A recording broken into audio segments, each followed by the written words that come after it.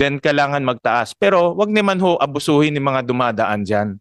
Yung regulator, dapat protektahan muna yung mga dumadaan dyan bago payagan tumaas yung toll rates. So, Mr. Chairman, thank you again for conducting this hearing. But aside from looking at the services being provided by the operator, we should also look at the mandate and the performance of the regulator. No? Pero ito ho dito para protektahan tayo lahat. Pero kung papayagan lang magtaas ng rates nang hindi ho tinitignan yung serbisyo, ano pa hong kwenta ng regulator? So dapat ho tignan ho natin yung performance rin ng regulator other than the performance of the operator. Carla, okay na ba? Can we flash the traffic?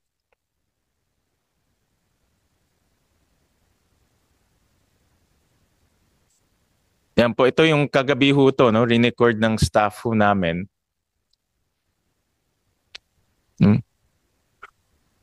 So gusto ko rin natin malaman kung ano bang performance standards ang ginagamit po ng regulator dahil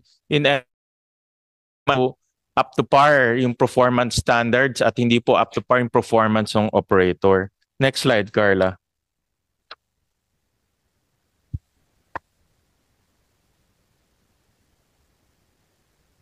Next slide. Yan po yung rin ho namin. At we took the latest video para ho current yung experience. Again, these are all pictures, but we want to know exactly what standards are being used in order to gauge the performance of the operator. And then next Carla. And ito po yung flooding noong July 24, 2024. Makikita natin na hanggang bubong punong sasakyan yung tubig na tumaas. But again, we are paying for this highway. This is not a free highway. Hindi ho libre ito na pwede tayong duman anytime. Binabayaran ho ito. So we expect good service and world-class infrastructure that will not experience this type of aberrations even during typhoons.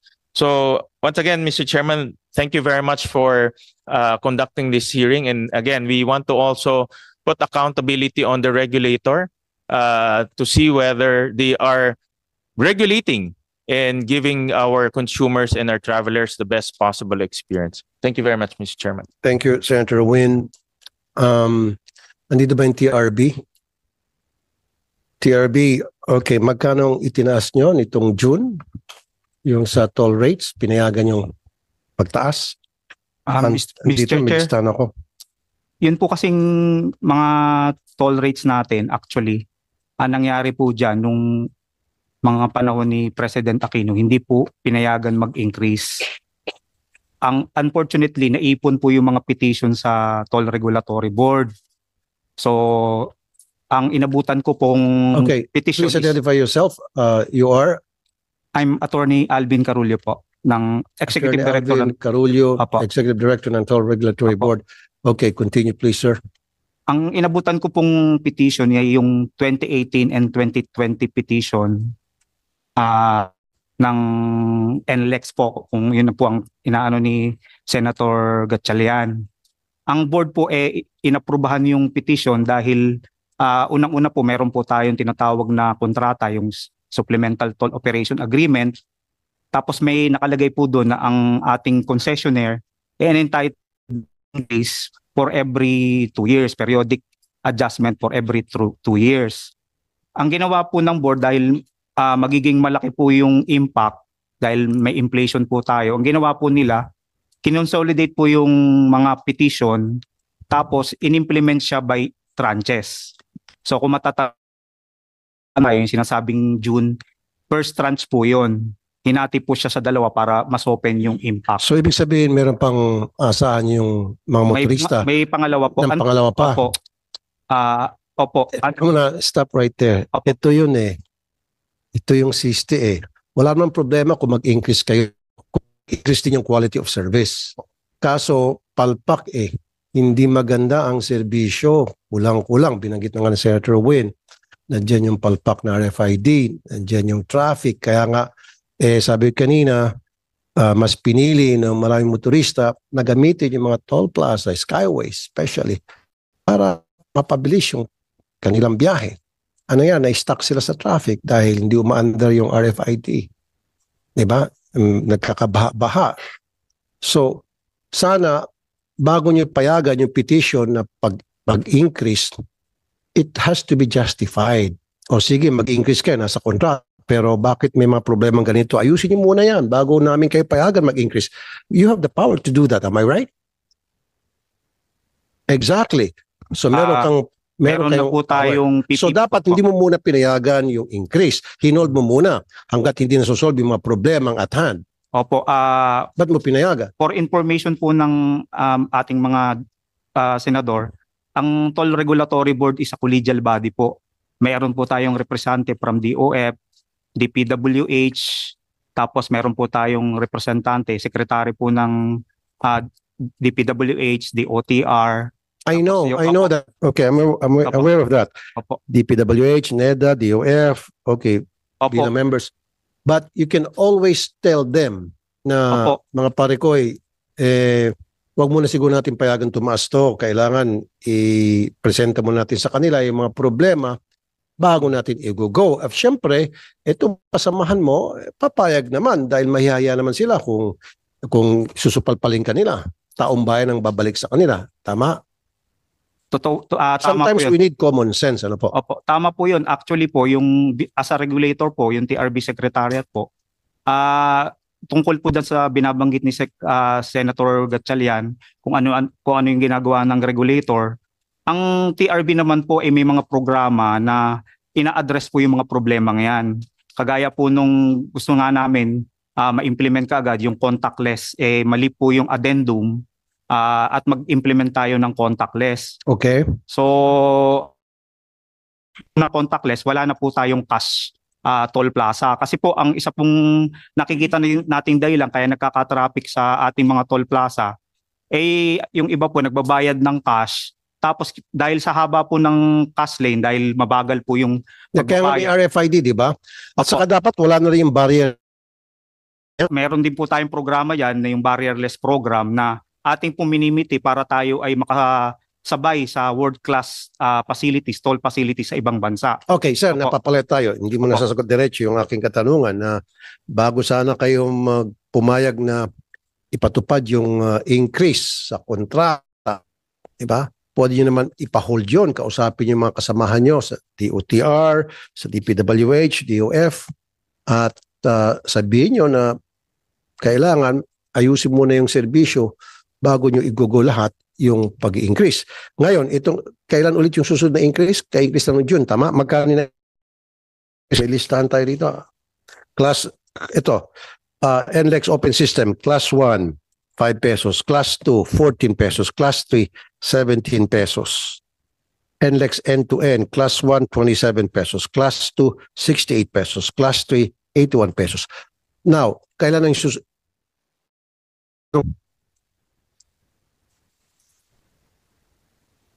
Mr. Chair, ngayong taon po susunod ang second tranche. Kailan po? Most probably po, actually late na po dapat po kung June in-implement, dapat June 2024 meron uli. Pero na-late po sila ng apply. So kailan ho yung balak nyo mag-increase ulit? Most probably po, this August po. Baka, Wag muna. Wala muna increase. I'm serious. Look at my eyes. Opo. I'm very dead serious. Wala muna increase. Ipapaabot ko po sa ating... Yes, of course. Yung paplag ng mga taga-DOTR, ng mga taga-DPWH, DOF at NEDA, sabihin mo sa amin, mayaya pangit ng serbisyo tapos mag-i-increase. Kawawa naman yung taong bayan, yung mga motorista. So wala muna increase, ano?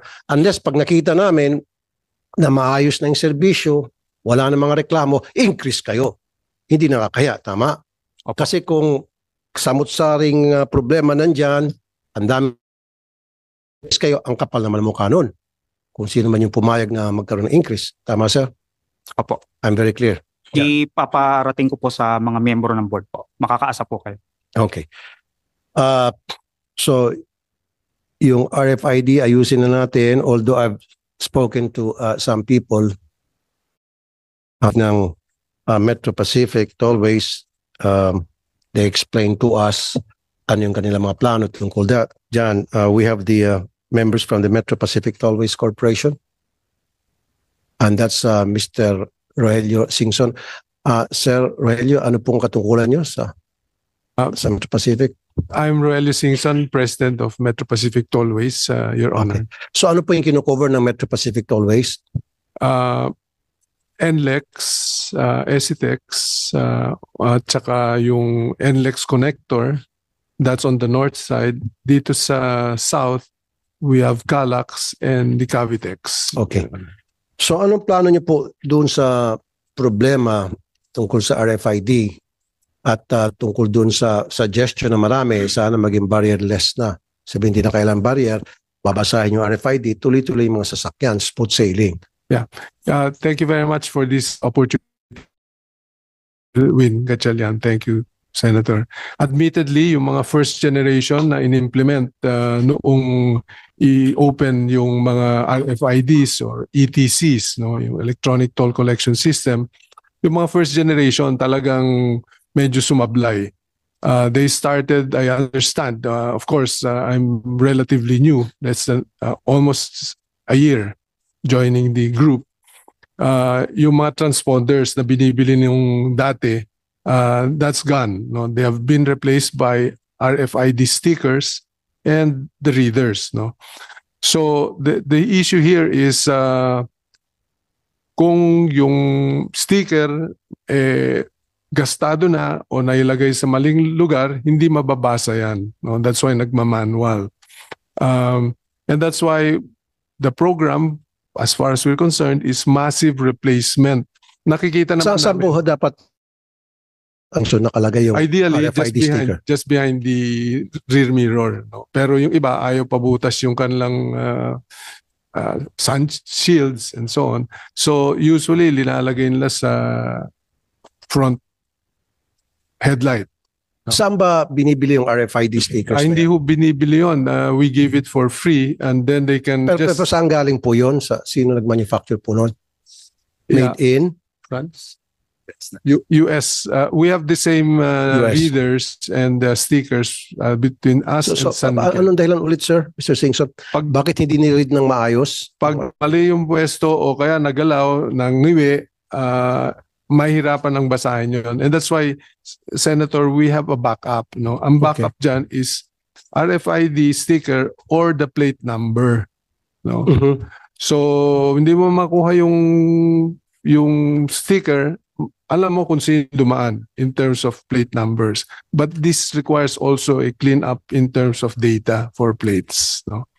But moving ahead, we are already in the implementation of what we call barrierless. Ito na yung sinasabi. Tatanong ko lang, quick question po, Mr. Singson. Bakit sa ibang bansa hindi po nangyari yung mga problema nangyari sa atin?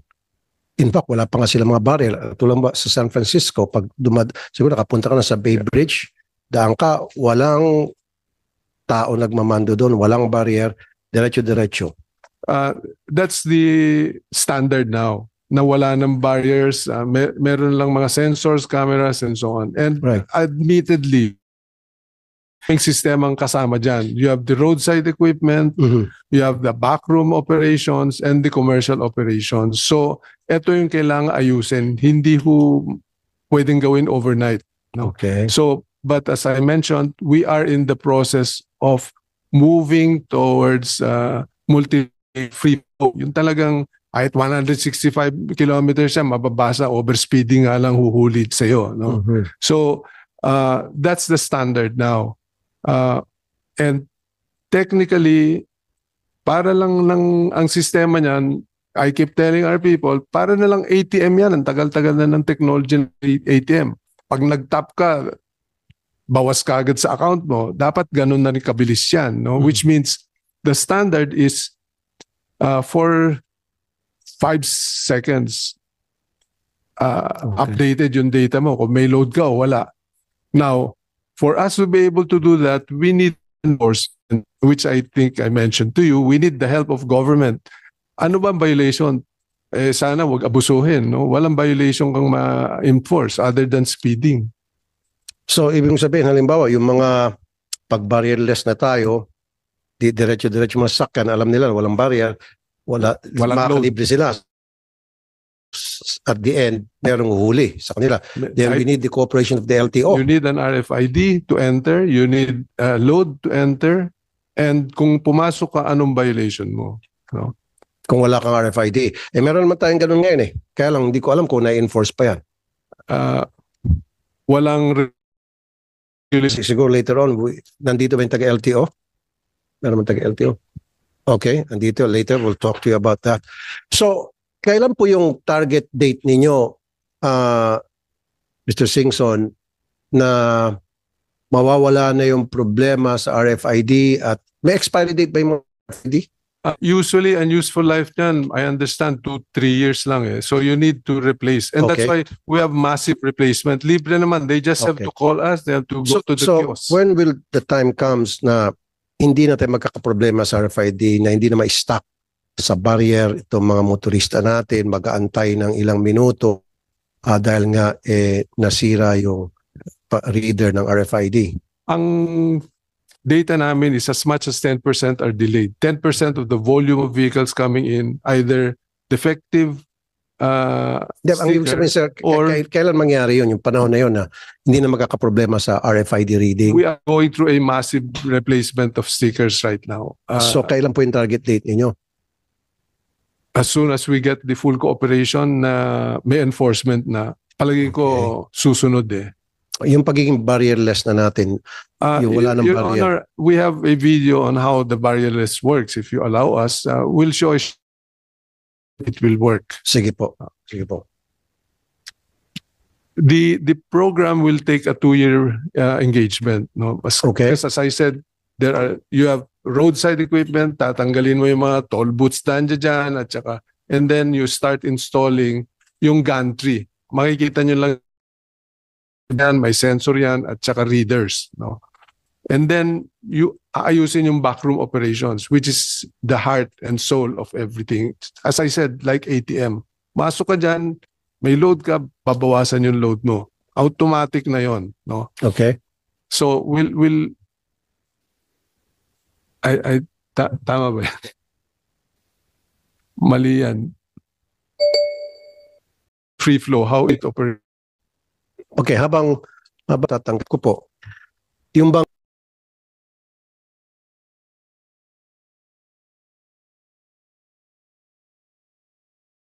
akyat dahil hindi pala na-register yung pinaload nila. That's precisely what I'm saying. Dapat may standard siya. Ngayon, ang tanong, we're now fixing that. You're fixing it. May problema talaga Ang kami isa dyan. pang problema, pag pumunta raw sa inyo at para humingi ng refund o para... So, we are committed to do that, Your Honor. Thank you, sir, sa pag-amin. Salamat po. Sige, sir. Tataya ako na ang buhay ko dyan. Nasaan na po yung video niyo, sir?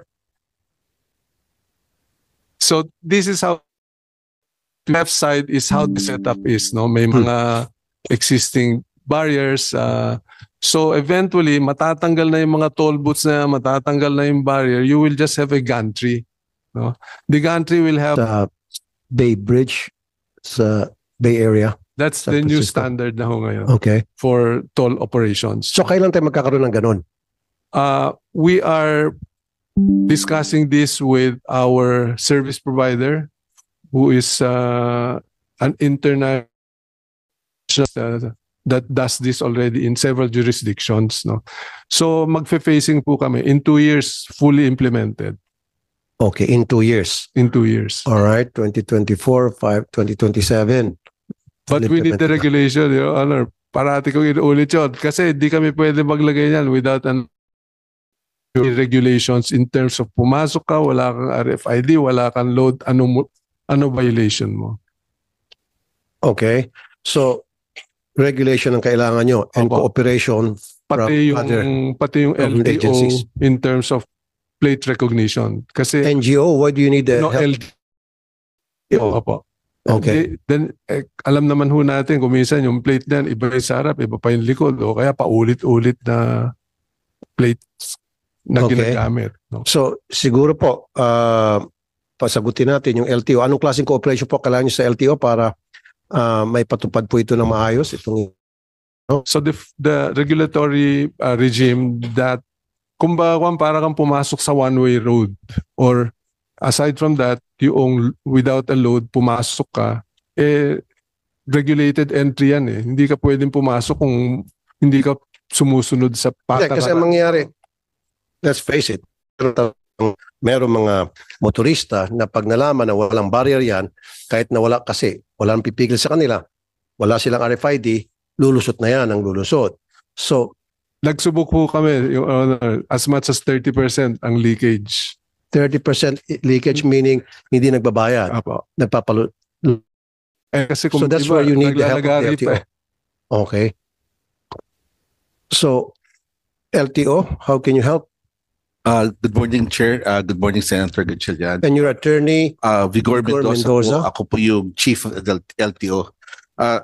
Chair, I'd like to inform the body na last Friday po, joint memorandum circular between DOTR, TRB, and LTO. Ito po yung magiging Biblia, the guidelines in order to implement the barrierless program. On the LTO side, Your Honor, we're already beefing up our personnel both on the back end and front end in order to implement the putong barrier penalty. Sa ngayon po dito sa joint memorandum circular, penalty. opo, Oh, okay. And then, if you do not have an RFID, mape-penalize na po kayo, or if your load is insufficient, okay. mape-penalize na po. And how would you track that? This is done through cooperation po the expressway, mga LTO personnel po dyan, through the RFID or the camera. So, meron yung flying squad? Meron po flying squad, Your Honor. Okay, paano kung walang flying squad? Contactless din po, to the RFID, we will be able to, to the RFID readers. Paano kung walang RFID? Ay, malalaman ho natin, mapipicture ho natin yung Plaka. So we are also ready to two programs in line with this is to be able to bring out all the plates necessary ng mga motor vehicles entering the Paano kung roadways. yung plaka na na-capture ninyo, hindi na pala yun ang may-ari? We are coming up with a memo your body to update their information. Ito yan, nag-usap na tayo, Attorney Mendoza. Alam mong malaking kapalpakan sa LTO. I hope na sinunod yung suggestion ko dahil kung hindi manggagalaiti ako. Opo. Yung bang, I'll give you a scenario, merong nasagasaan itong isang kotse na may plate number 1, 2, 3, 4, 5, whatever. And then pupuntahan ng law enforcement ng PNP. Base sa record ninyo, sasabihin nung tao na nakaregister doon sa bahay na pinuntahan, tagal ko nang binenta yan. 10 years ago pa.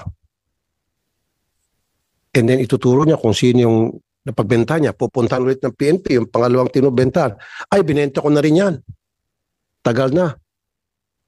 Pero updated yung yung registro niya. Paulit-ulit na na-register yung plaka sa lumang may-ari, original may-ari, and yet nagpasapasahan na.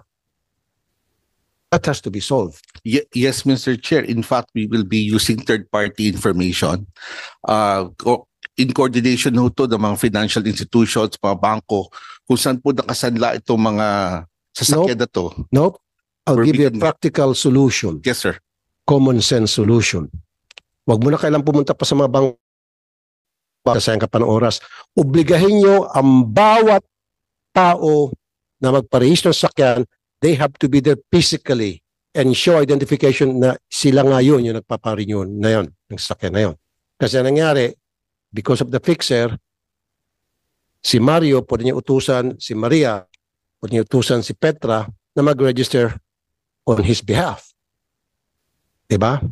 So from now on, lahat ng tao na mag-register, mag-renew ng kanyang registration sa plaka, he or she has to be there in person. Magpapakita siya ng siya pa rin yun. Tama, only then masusolve natin itong problema. Ito, kasi meron yung tinatawag na open deed of sale. Naabuso to especially sa mga bentahan ng mga sasakyan, sa mga car dealer, second-hand car dealer. Right? Okay. We'll do that, Your Honor. Okay. So, you do that, and then yung flying squad nyo, wala akong nakikitang flying squad sa mga toll plaza. Wala. Nasaan yung mga flying squad? Meron pa ba kayong flying squad? Meron po, pero admittedly, Your Honor, konting-konti lang po Saan po sila. yung mga konti na yun? Wala akong nakikita. Ni minsan wala akong nakita.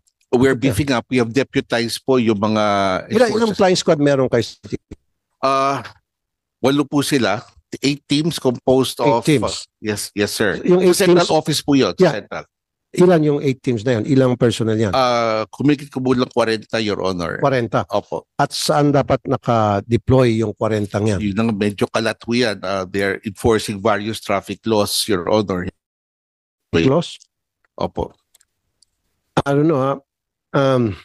Pagkatagal-tagal na akong bumibiyahe dyan sa NLEX, sa SLEX, ni minsan wala pa ako nakitang flying squad na rumoronda o nagbabantay sa mga expressway na yan. About time na i-audit mo sila, baka mga ghost employees na lang itong mga flying squad ninyo. Seriously. Yes, Your Honor. We will be deploying with the express L2 enforcers, hindi lang ko deputize inside the expressways. Sige, good. Bakit nakakabaha yung sinasabi ni Senator Win sa mga expressway? I think hindi na sa LTO to. Mr. Singson? Yeah, unfortunately, Your Honor, yung baha nanggagaling sa upstream rivers, no? And sa DPWH kasi, meron kaming tinatawag na river gauges, kung ano yung pinakamataas na history ng baha dyan, so that when bridges or roads are constructed, alam na